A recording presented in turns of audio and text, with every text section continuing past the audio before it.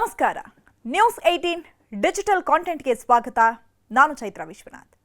ಧರ್ಮಸ್ಥಳದಲ್ಲಿ ಮೂಳೆ ಹುಡುಕಾಟ ಶುರುವಾಗಿ 13 ದಿನಗಳು ಕಳೆದು ಹೋಯಿತು. ಮಳೆ ಗಾಳಿ ಎನ್ನದೆ ಮೂಲೆ ಮೂಲೆಯಲ್ಲೂ ಜಾಲಾಡ್ತಾ ಇರೋ ಎಸ್ಐಟಿ ಟೀಮ್ ಅನಾಮಿಕ ಗುರುತಿಸಿದ 16 ಪಾಯಿಂಟ್ನಲ್ಲೂ ಕೂಡ ಶೋಧ ಕಾರ್ಯ ಮಾಡಿ ಮುಗಿಸಾಯಿತು. 6ನೇ ಪಾಯಿಂಟ್ನಲ್ಲಿ ಒಂದಿಷ್ಟು ಕಳೆಬರ ಸಿಕ್ಕಿದ್ ಬಿಟ್ರೆ ಬೇರೆ ಎಲ್ಲೂ ಕೂಡ ಅಸ್ಥಿಪಂಜರದ ಸಣ್ಣ ಸುಳಿವು ಸಹ ಸಿಕ್ಕಿಲ್ಲ. ಹೀಗಾಗಿ ಧರ್ಮಸ್ಥಳ ಪ್ರಕರಣ ಕ್ಷಣ ಕ್ಷಣಕ್ಕೂ ಕುತೂಹಲವನ್ನ ಕೆರಳಿಸ್ತಾ ಇದೆ. ಇಂಥ ಹೊತ್ತಲ್ಲೇ ಹಾಸನದಲ್ಲೂ ಮೂಳೆ ರಹಸ್ಯವೊಂದು ತೆರೆದುಕೊಂಡಿದೆ. ಅಪ್ಪನೇ ಮಗನನ್ನ ಕೊಂದು ಹೂತು ಹಾಕಿದ್ದ 2 ವರ್ಷದ ರಹಸ್ಯ ಅಪ್ಪನ ತಿಥಿ ದಿನವೇ ಬಟಾಬಯಲಾಗಿದೆ. ಹೌದು, ಇದು 2 ವರ್ಷಗಳ ಹಿಂದೆ ನಡೆದಿರುವಂತಹ ಘೋರ ಘಟನೆ. ಆತನ ಹೆಸರು ರಘು ಅಂತ. ಆತನಿಗೆ ಮದುವೆಯಾಗಿ ಹೆಂಡತಿ ಮಕ್ಕಳಿದ್ರು. ಹಾಸನ ಜಿಲ್ಲೆಯ ಆಲೂರು ತಾಲೂಕಿನ ಸಂತೆ ಬಸವನಹಳ್ಳಿಯ ಈತನಿಗೆ ಮದುವೆ ಕೂಡ ಆಗಿತ್ತು, ಸಂಸಾರವೂ ಕೂಡ ಇತ್ತು. ಆದರೆ ಗಂಡ ಹೆಂಡತಿ ಮಧ್ಯೆ ಆಗಾಗ ಜಗಳಗಳು ನಡೀತಾ ಇತ್ತು. ಇಬ್ರು ಕೋರ್ಟ್ ಮೆಟ್ಟಿಲೇರಿ ಡಿವೋರ್ಸ್ ಕೂಡ ತೆಗೆದುಕೊಂಡಿದ್ರು. ಕುಡಿತದ ದಾಸನಾಗಿದ್ದಂತಹ ರಘು ಎಣ್ಣೆ ಕಾಸು ಕೊಡು ಅಂತ ಹೇಳಿ ದಿನಾ ತಂದೆ ತಾಯಿಯನ್ನ ಪೀಡಿಸ್ತಾ ಇದ್ದ. ಇವನ ಕಾಟಕ್ಕೆ ಹೆತ್ತವರು ಕೂಡ ನಲುಗಿ ಹೋಗಿದ್ರು. 2 ವರ್ಷದಿಂದ ಇದ್ದಕ್ಕಿದ್ದಂತೆ ಕಣ್ಮರೆ ಆದಂತಹ ರಘು ಎಲ್ಲಿ ಹೋದ, ಏನಾದ ಅನ್ನೋದು ಒಂದು ಗೊತ್ತಾಗ್ಲಿಲ್ಲ. ಸಂಬಂಧಿಕರ ಜೊತೆ ಸೇರ್ಕೊಂಡು ಮನೆಯವರು ಕೂಡ ಹುಡುಕಾಟ ನಡೆಸಿದ್ರು ಕೂಡ ಆತನ ಪತ್ತೆ ಸುಳಿವೇ ಸಿಗ್ಲಿಲ್ಲ.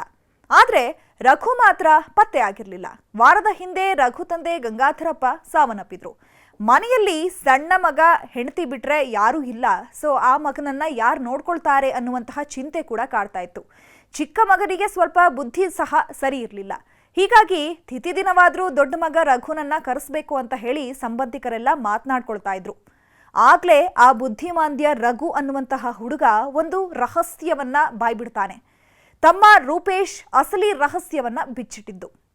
ಕುಡಿತದ ದಾಸನಾಗಿದ್ದ ರಘು ಕೇಳದಷ್ಟು ಹಣ ಕೊಡ್ಲಿಲ್ಲ ಅಂತ ಹೇಳಿ ದಿನನಿತ್ಯ ತಂದೆ ತಾಯಿಯನ್ನ ಪೀಡಿಸ್ತಾ ಇದ್ದ. ಇದರಿಂದ ರೋಸಿ ಹೋಗಿದ್ದಂತಹ ತಂದೆ ಮಗ ಅನ್ನೋದನ್ನು ನೋಡದೆ ಹೊಡೆದು ಕೊಂದು ಹಾಕಿದ್ದ. ಯಾವಾಗ ಮಗ ಸಾವನ್ನಪ್ಪಿದ್ನೋ ಯಾರಿಗೂ ಗೊತ್ತಾಗದಂತೆ ತಮ್ಮ ಮನೆ ಹಿಂದಿರುವಂತಹ ಹಿತ್ಲಲ್ಲಿ ಇಂಗು ಗುಂಡಿಯಲ್ಲಿ ಹೂತ್ ಹಾಕಿದ್ದ. ರೂಪೇಶ್ ಸ್ವಲ್ಪ ಬುದ್ಧಿಮಾಂದ್ಯನಾಗಿದ್ರಿಂದ ಆತನಿಗೂ ತಂದೆ ಹೆದರಿಸ್ಬಿಟ್ಟಿದ್ದ.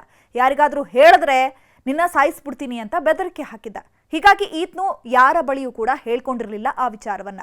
ಅಪ್ಪನ ತಿಥಿ ದಿನ ಅಣ್ಣನ ವಿಷಯ ಬಂದಿದ್ದಕ್ಕೆ ರೂಪೇಶ್ ಎಲ್ಲ ವಿಚಾರವನ್ನ ಬಾಯ್ಬಿಟ್ಟಿದ್ದಾನೆ. ಪೊಲೀಸರಿಗೆ ವಿಷಯ ಗೊತ್ತಾಗ್ತಾ ಇದ್ದಂತೆ ಉತ್ಖನನ ಕಾರ್ಯ ನಡೆಸಿ ಮೂಳೆಯನ್ನ ಹೊರತೆಗೆದಿದ್ದಾರೆ. ಪರೀಕ್ಷೆಗೂ ಸಹ ಕಳಿಸಿದ್ದಾರೆ. ಒಟ್ನಲ್ಲಿ 2 ವರ್ಷದಿಂದ ಹುದುಗಿಸಿಟ್ಟಿದ್ದಂತಹ ರಹಸ್ಯ ಬಟಾಬಯಲಾಗಿದೆ. ಆದರೆ ಮಗನನ್ನ ಕೊಂದ ಅಪ್ಪನೂ ಕೂಡ ಈಗ ಸಾವಿನ ಮನೆ ಸೇರಿಯಾಗಿದೆ.